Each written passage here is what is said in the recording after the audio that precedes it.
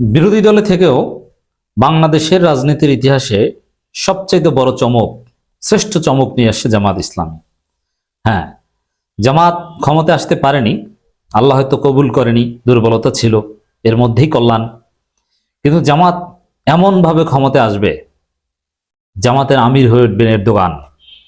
ক্ষমতা আসবে, দেশ চালাতে পারবে না, তারেক রহমানের মতো হোঁচট খাবে না। জামাত ক্ষমতায় আসলে আসার মতো আসবে। তো দর্শক, আমরা জামাতকে এবার ক্ষমতা আনার চেষ্টা করেছিলাম, হ্যাঁ পারিনি, কিন্তু সামনের বার টেকসই ভাবে, কার্যকর ভাবে ক্ষমতায় আসবে। এবার না আসাটা ওভারঅল হয়তো ভালো হয়েছে।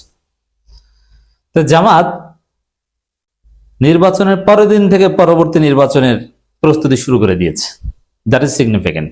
এবং নির্বাচনের সেকেন্ড হওয়ার পর জামাতের জনপ্রিয়তা বাড়া শুরু করছে, আমির জামাতের গ্রহণযোগ্যতা বাড়ছে, মানুষ ফিল করা শুরু করেছে যে জামাত শুড হ্যাভ কাম ইনটু পাওয়ার। কিন্তু সেটা হয়নি।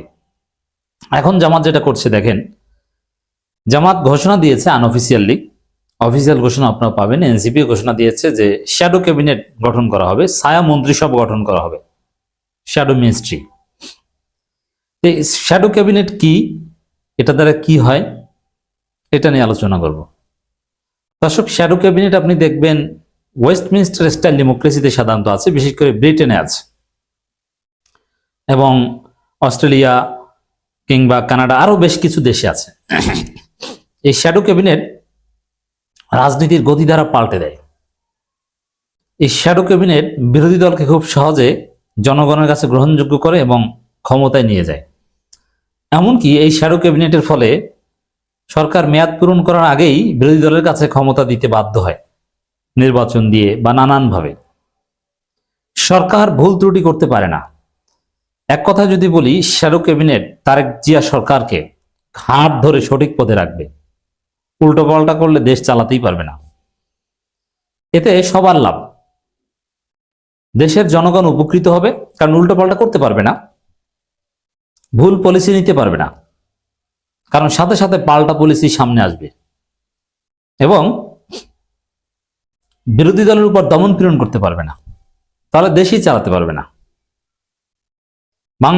জামাত যে সিদ্ধান্ত নিয়েছে শ্যাডো ক্যাবিনেটের, যেটা শিশির মনির, আসিফ মাহমুদ, এই দুইজন ঘোষণা দিয়েছেন, এবং জামাত, আমি জেনে বলছি, অফিসিয়ালি এ বিষয়ে জানাবে শীঘ্রই। সরকার গঠন করার কিছুদিনের মধ্যেই জামাতের শ্যাডো ক্যাবিনেট এসে যাবে। তো এতে বাংলাদেশের সংসদ ইতিহাসের শ্রেষ্ঠ সংসদ হবে, বাংলাদেশের ইতিহাসে সংসদ হবে এক ব্যতিক্রমী সংসদ। এতদিনে সংসদে শুনতেন মমতাজের গান, গালাগালি, মূর্খ হাজী সেলিমদের কথাবার্তা। এখন শুনবেন সেই ইউরোপ, আমেরিকা, ব্রিটেনে যেরকম সংসদ কার্যকর এবং সেখানে সত্যিকার অর্থে পলিসি প্রণয়ন করা হয়, বাংলাদেশে পলিসি টলিসি এগুলো সব করে আমলারা। সংসদে অনেকটা শো, নামকে হস্তে পাশ করিয়ান হয়।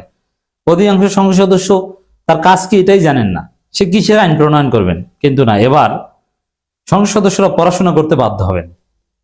সরকারি দলের মন্ত্রীরা মজা মাস্তি করবেন পারবেন না, অফিসিয়াল কাজ করে রাতে বই পুস্তক নিয়ে বসতে হবে, হিস্ট্রি জানতে হবে, আপনার ফিলোসফি জানতে হবে, নইলে আপনার মন্ত্রিত্ব টিকবে না, জয় বাংলা হয়ে যাবে।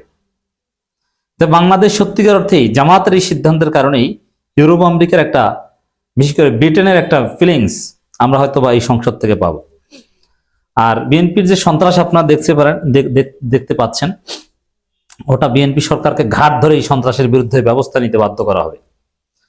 যারা জামাত শিবিরের উপর হামলা করছেন, এই বিএনপি সরকারের মাধ্যমেই তাদেরকে সাইজ করা হবে। Just wait and see. সবার নাম, ঠিকানা সবকিছু কালেক্ট করা হয়েছে, ফোন নাম্বার, পালাতেও পারবে না।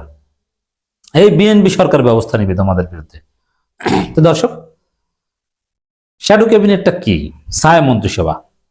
এটা হচ্ছে যেমন বিএনপি সরকার তারেক রহমানের নেতৃত্বে একটা মন্ত্রিসভা গঠন করবে, মঙ্গলবারই আপনার ডিটেইলস জানতে পারবেন। এই মন্ত্রিসভা গঠন করার পর জামাত ইসলামী, এনসিপি প্রত্যেকটা মন্ত্রিসভার বিপরীতে একজন শ্যাডো মিনিস্ট্রি ঘোষণা করবে।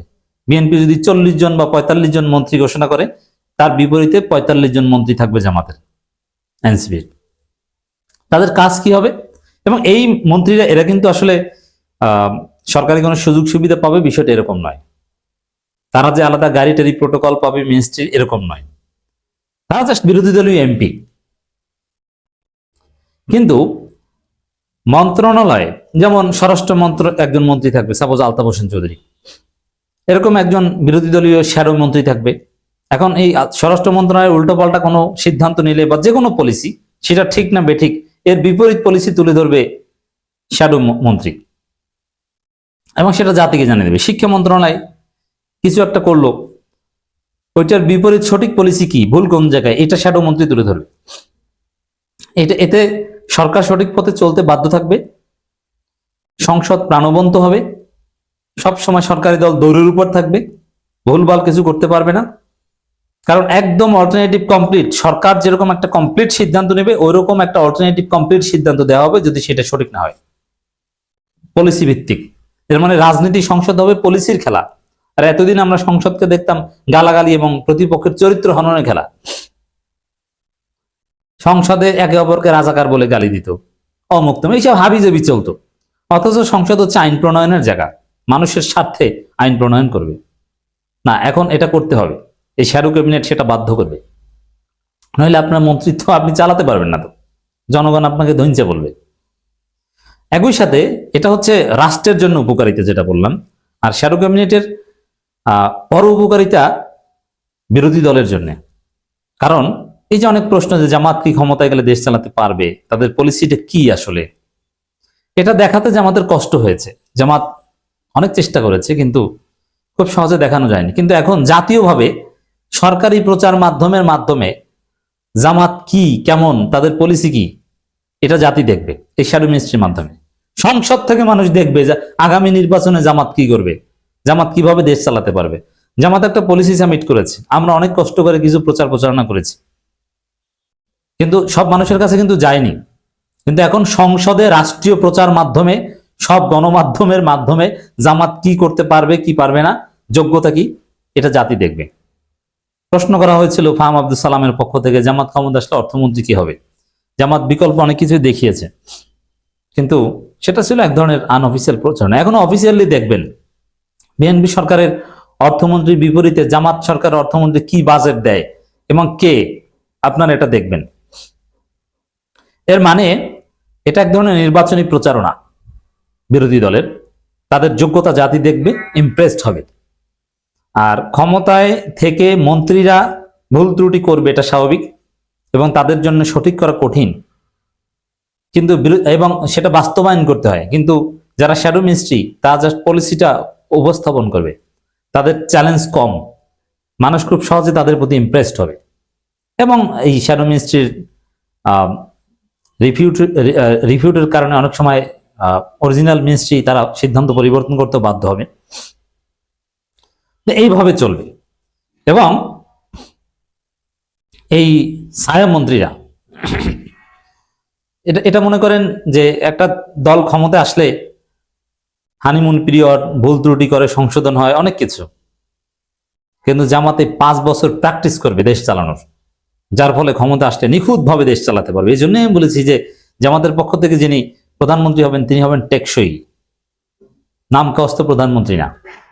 বাংলাদেশের রাজনীতির ইতিহাসে আমার মনে হয় সবচেয়ে বড় চমক হবে এই ছায়া মন্ত্রিসভা। আমরা অসাধারণ কিছু দেখতে যাচ্ছি। তারেক রহমানের জন্য শুভকামনা, ডাক্তার শফিকুর রহমান, শিশির মনির, এদের জন্য শুভকামনা।